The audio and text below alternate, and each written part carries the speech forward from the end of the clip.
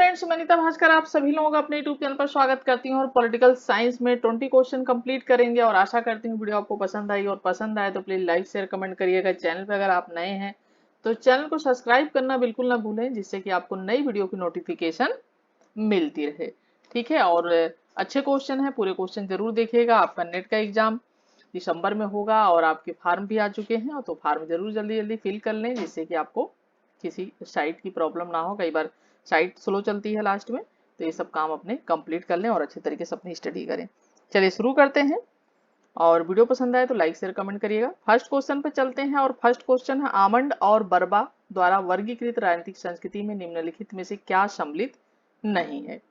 संकुचित राजनीतिक संस्कृति, प्रजाभावी राजनीतिक संस्कृति, संवैधानिक राजनीतिक संस्कृति या सहभागी राजनीतिक संस्कृति। राइट ऑप्शन हो जाएगा ऑप्शन सी, संवैधानिक राजनीतिक संस्कृति। देखिए, आमंड व बर्बा ने अपनी पुस्तक द सिविक कल्चर, ठीक है, द सिविक कल्चर, ये कब लिखी थी पुस्तक? 1963। लोकतंत्र की स्थिरता और अस्थिरता, एक स्थिरता और दूसरी अस्थिरता। ठीक है, तो स्थिरता और अस्थिरता के आधार पर राजनीतिक संस्कृति की क्या की चर्चा की? आमंड व बर्बा ने 3 प्रकार की राजनीतिक संस्कृतियों की चर्चा की है, जिसमें कि संकुचित है राजनीतिक संस्कृति, प्रजाभावी राजनीतिक संस्कृति और सहभागी राजनीतिक संस्कृति। राइट ऑप्शन हो जाएगा सी, जो कि नहीं है। सेकेंड क्वेश्चन है, तुलनात्मक राजनीतिक उपागम, राजनीति के परंपरागत उपागम के अंतर्गत निम्नलिखित में से किसकी उपेक्षा की गई है? ठीक है, अपेक्षा नहीं होगा, ये उपेक्षा होगा, क्योंकि उपेक्षा और अपेक्षा में अंतर होता है। अपेक्षा मतलब किसी से हम आशा करते हैं या किसी काम की अपेक्षा करते हैं, वो हो जाता है उपेक्षा, मतलब इग्नोर करना एक तरीके से, तो इसलिए दोनों में अंतर है। तो उपेक्षा, सरकारों का अध्ययन, संस्थाओं का अध्ययन, संस्थाओं की तुलना, अनुभाविक अन्वेषण। और राइट ऑप्शन आपका क्या हो जाएगा? ऑप्शन डी हो जाएगा। ठीक है, ऑप्शन डी हो जाएगा, अनुभाविक अन्वेषण। देखिए, तुलनात्मक राजनीति के परंपरागत उपागम में मुख्यतः संस्थाओं, सरकारों का अध्ययन, ठीक है, सरकारों का अध्ययन और संस्थाओं और सरकारों का अध्ययन और उनकी तुलना, ठीक है, उनकी तुलना पर बल दिया जाता है। और सामाजिक, आर्थिक व मनोवैज्ञानिक जो कारक हैं, उनकी क्या की गई? उपेक्षा की गई है। और इस प्रकार इस उपागम में अनुभव अन्वेषण का लोप दिखाई पड़ता है। ठीक है, चलिए नेक्स्ट है, संरचनात्मक प्रकार्यात्मक सिद्धांत का संबंध है राज्य की उत्पत्ति से, राज्य की कार्यविधि से, राज्य के उद्देश्य से, राज्य के भविष्य से। और राइट ऑप्शन हो जाएगा ऑप्शन बी, राज्य की कार्यविधि से। देखिए, संरचनात्मक प्रकार्यात्मक, ठीक है, सिद्धांत का संबंध राज्य की कार्यविधि से और इस उपागम का, यानी ये अप्रोच, उपागम मतलब अप्रोच का सिद्धांत जो है, ठीक है, उपागम का सिद्धांत तुलनात्मक राजनीति में आमंड और पावेल, किसके द्वारा? आमंड व पावेल। ठीक है, तो आमंड व पावेल द्वारा दिया गया और इस उपागम में इस बात पर बल दिया गया है, इस बात पर जोर दिया गया है कि राज्य में कुछ निश्चित संरचनाएं, व्यवस्थाएं यानी होती हैं, जिसके द्वारा कुछ निश्चित प्रकार्य यानी क्रिया, ठीक है, संपादित किए जाते हैं, कुछ कार्य किए जाते हैं, और इस उपागम में मुख्य जोर प्रकार्यों पर दिया जाता है। तो राइट ऑप्शन बी हो जाएगा। नेक्स्ट है, इनमें से कौन एस्पेक्ट ऑफ पॉलिटिकल डेवलपमेंट, राजनीतिक विकास की रूपरेखा नामक ग्रंथ के लेखक हैं? डेविड ईस्टन, डेविड एप्टन, लुसियन पाई, लास्वेल। राइट ऑप्शन आपका हो जाएगा ऑप्शन सी, लुसियन पाई। तो एस्पेक्ट्स ऑफ पॉलिटिकल डेवलपमेंट नामक ग्रंथ है जो लुसियन पाई का है, और इसे राजनीतिक विकास का पिता कहा जाता है। क्या कहा जाता है? राजनीतिक, ठीक है, विकास का पिता, ठीक है, कहा जाता है। और यह बुक जो है 1966, ठीक है, 1966 में पब्लिश हुई थी। ठीक है, चलिए फिफ्थ क्वेश्चन है, निम्न में से कौन सी परंपरागत उपागम की विशेषता नहीं? मानवीय अध्ययन, औपचारिक अध्ययन, अनुभववादी अध्ययन, अवैज्ञानिक अध्ययन। राइट ऑप्शन आपका हो जाएगा ऑप्शन सी, अनुभववादी अध्ययन, जो क्या है, परंपरागत उपागम की विशेषता नहीं है। तो परंपरागत उपागम की जो विशेषताएं है वो मानवीय अध्ययन है, औपचारिक अध्ययन है, अवैज्ञानिक अध्ययन है। ठीक है, ये नहीं है, सी। नेक्स्ट है, निम्न में से कौन सी राजनीतिक आधुनिकीकरण की समस्या है? राजनीतिक यानी पॉलिटिकल मॉडर्नाइजेशन की समस्या क्या है, प्रॉब्लम्स क्या है उसकी? एकता की समस्या है, बिल्कुल है एकता की समस्या।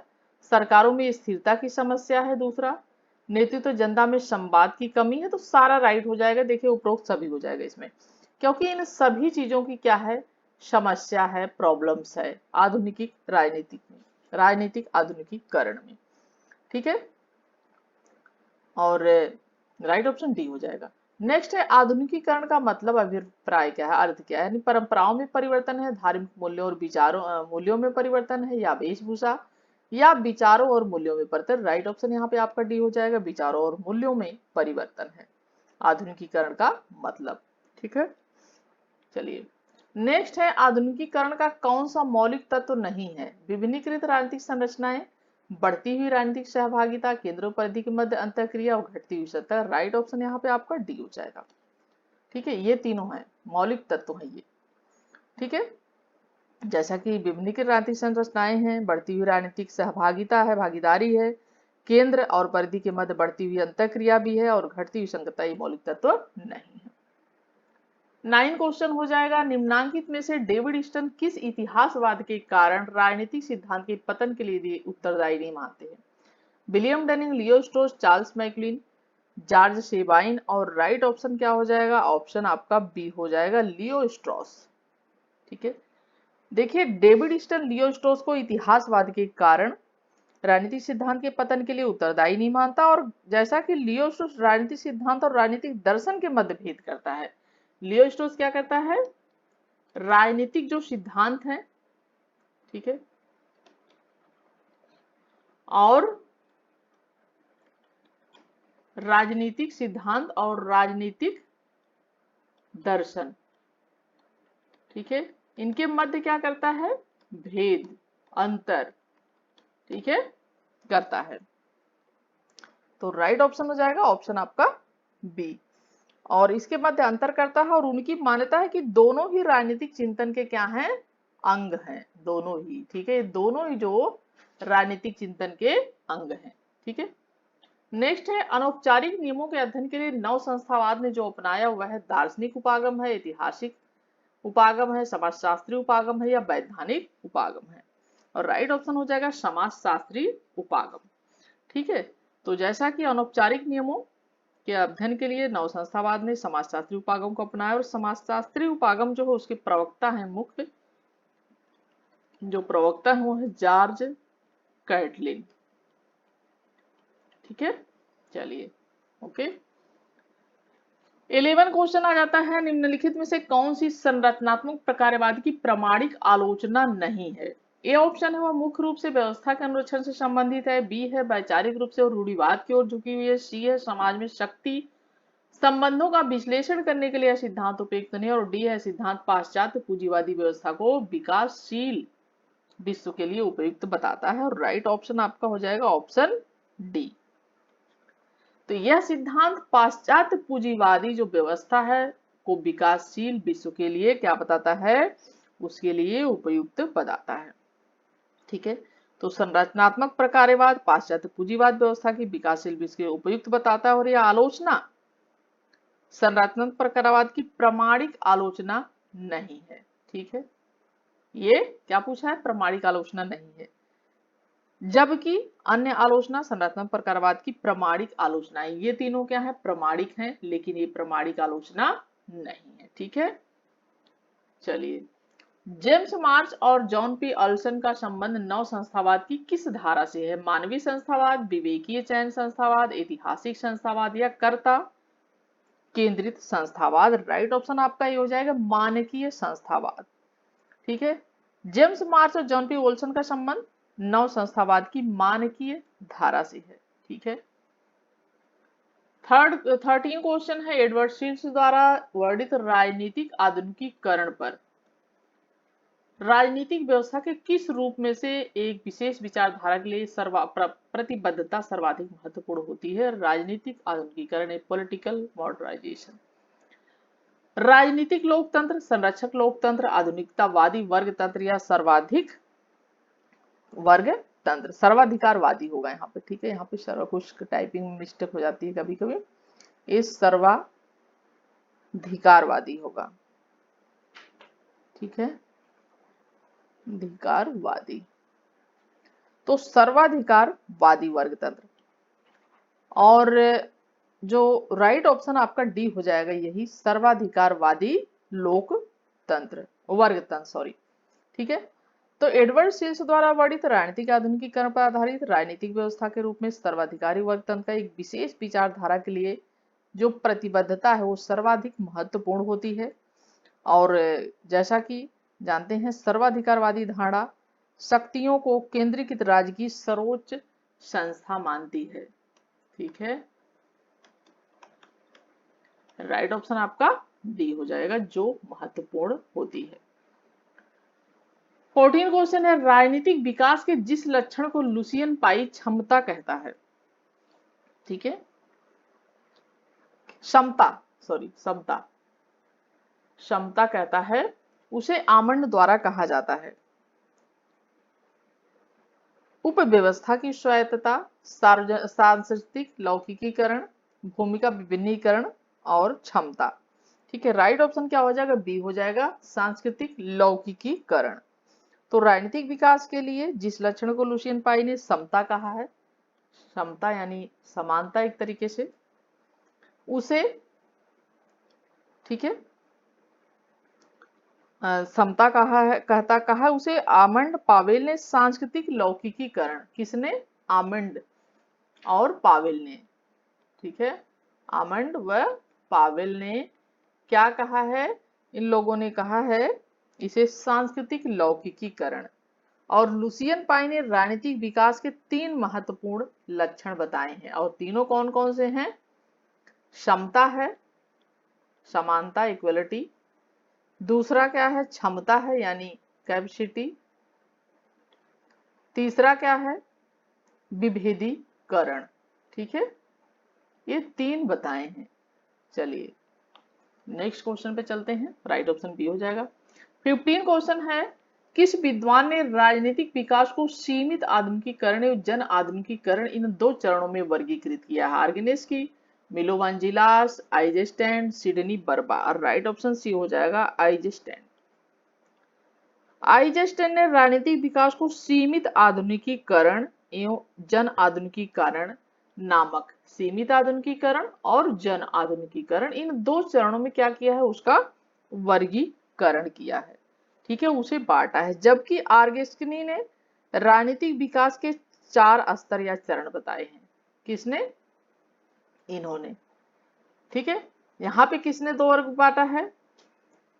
इन्होंने 2 चरणों में वर्गीकृत किया है, 2 चरण है। ठीक है, और जबकि इन्होंने कितने में बांटा है? 4 चरण में। ठीक है, ये ध्यान रखना आपको। और 4 चरण जो है वो राजनीतिक विकास के 4 स्तर या जो चरण है वो है कौन कौन से? पहला है आदिम एकीकरण। ठीक है, एकीकरण की राजनीति, आदिम एकीकरण की राजनीति, ये पहला है। ठीक है, पहला जो इन्होंने बताया, किसने? आर्गेनेस्की ने। और दूसरा है औद्योगिकरण की राजनीति।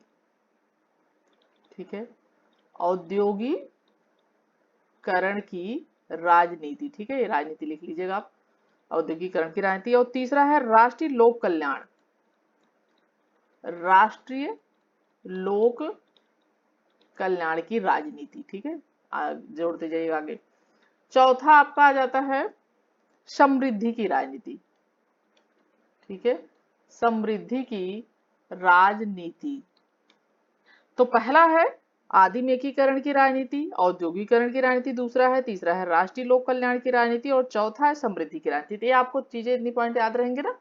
आरजेसी ने कितने चरण में बांटा, इन्होंने 4 और इन्होंने 2, ठीक है, इनके 4 चरण ये हैं और इनके जो चरण हैं वो हैं, ठीक है, आधुनिकीकरण या जन आधुनिकीकरण, ठीक है, तो राइट ऑप्शन सी हो जाएगा।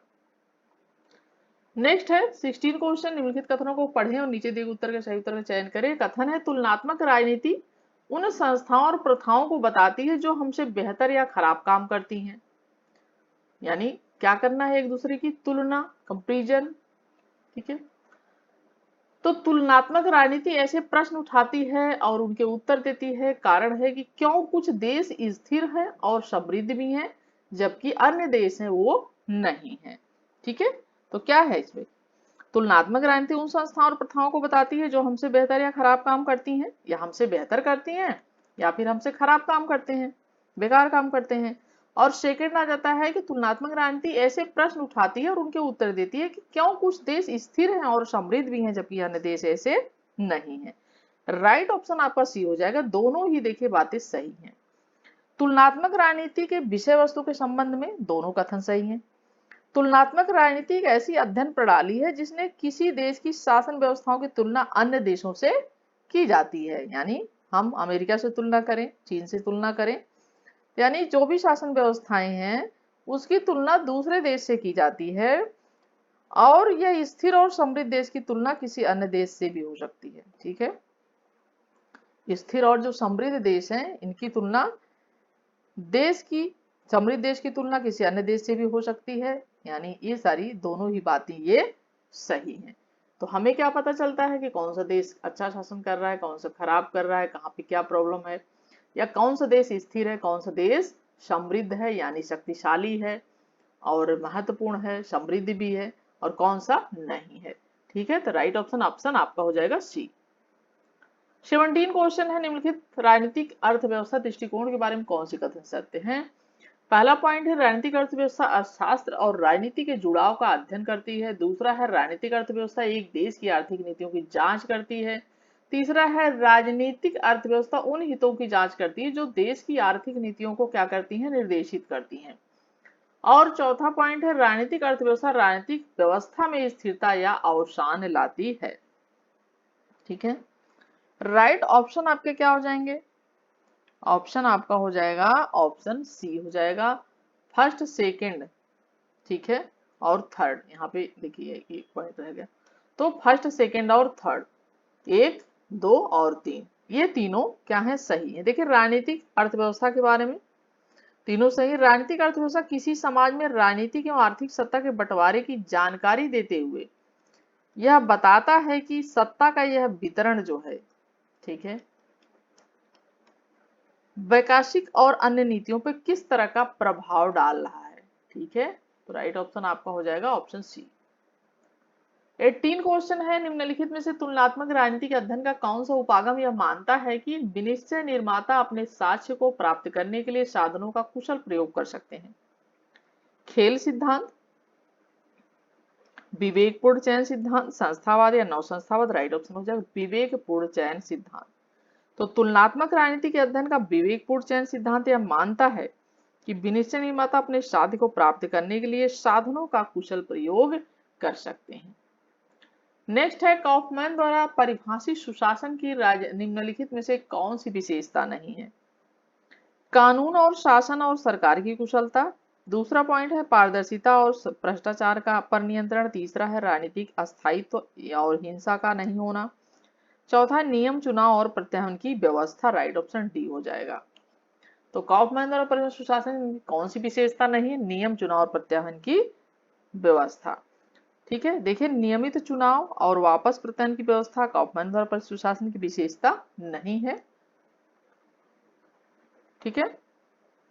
और प्रतिनिधियों को वापस बुलाने की व्यवस्था प्रत्यक्ष लोकतंत्रात्मक शासन व्यवस्था वाले देशों में देखा जाता है, ठीक है। नेक्स्ट और लास्ट क्वेश्चन है 20 क्वेश्चन, निम्नलिखित कथनों पर विचार करें।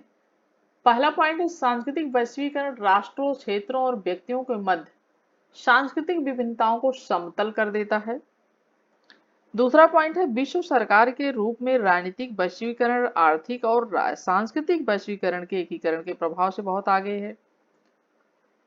तीसरा पॉइंट है इसमें आर्थिक वैश्वीकरण का निहितार्थ है कोई भी राष्ट्रीय अर्थव्यवस्था अलग द्वीप के रूप में नहीं रह सकती, और राइट ऑप्शन हो जाएगा ऑप्शन सी।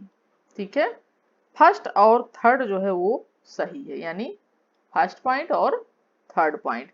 देखिए वैश्वीकरण ग्लोबलाइजेशन के विविध रूपों के संबंध में दोनों जैसा कि फर्स्ट और थर्ड सही है, और वैश्वीकरण का शाब्दिक अर्थ स्थानीय क्षेत्रीय वस्तुओं या घटनाओं के विश्व स्तर पर रूपांतरण की प्रक्रिया है। ठीक है, विश्व स्तर पर रूपांतरण की प्रक्रिया है।